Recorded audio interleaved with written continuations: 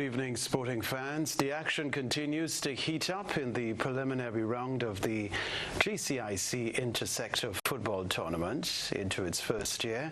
The 18 teams are participating in the round-robin featured tournament. Teams are divided into 4 zones with matches played on Wednesdays, Thursdays and Fridays.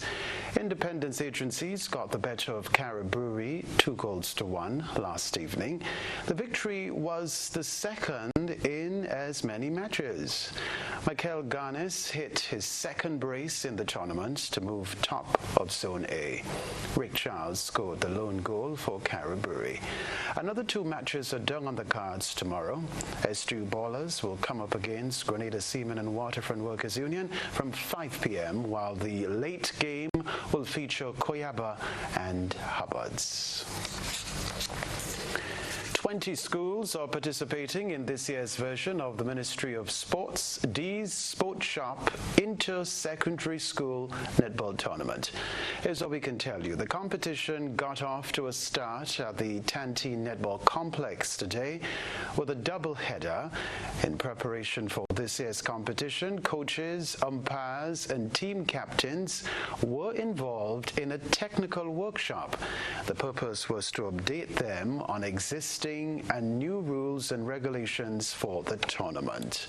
Among the highlights of today's opening was a colorful match past of the teams. Happy Hill Secondary were the winners on 194 points.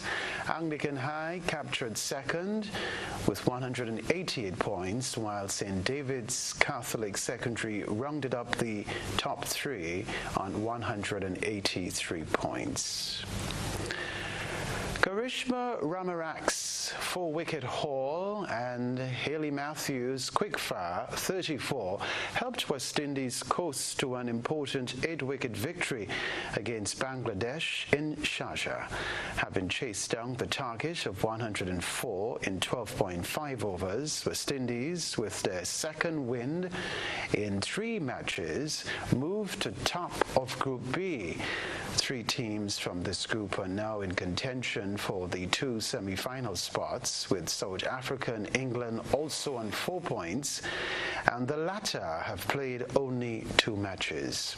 West Indies used as many as 7 bowlers, but it was Ramarak who stood out by taking a wicket each in her 4 overs across different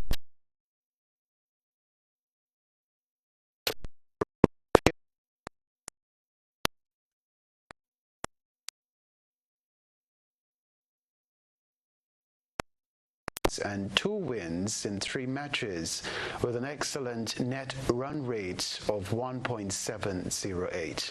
We can tell you too, the top 2 teams in Group B will qualify for the semi-finals. Finally, in the sports news, Triple Centurion Harry Brook and Joe Root led the way as an immaculate England dominated day 4 of their first test against Pakistan. England on the brink of a stunning victory after amassing 823 for 7 before Ollie Brook declared on Thursday.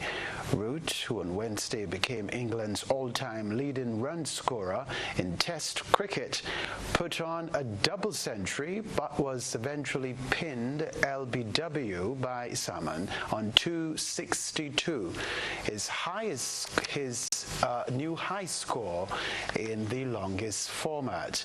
That brought to an end a remarkable partnership of 454, which is the 4th highest for any wicket in history.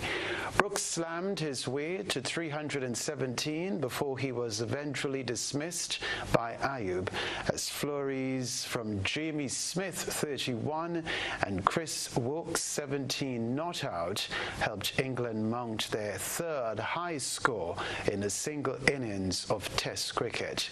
That left England's bowlers time to get on the attack, and get on the attack they did. Abdullah Shafiq was bowled by Wokes 1 for 29 with the very first ball. before Gus Atkinson, 2 for 28, and debutant Bryden Cars, 2 for 39, got in on the act. Saoud Shakil, 29, offered some resistance, but Jack Lake sent him packing, although Salman, 41, not out, and Jamal, 27, not out, managed to guide Pakistan to 152 for 6, with the hosts, who trailed by 115 runs, having put on 556 in their first innings, surely stunned by being on the receiving end of one of the greatest days in England's Test history. That's the sports news for now.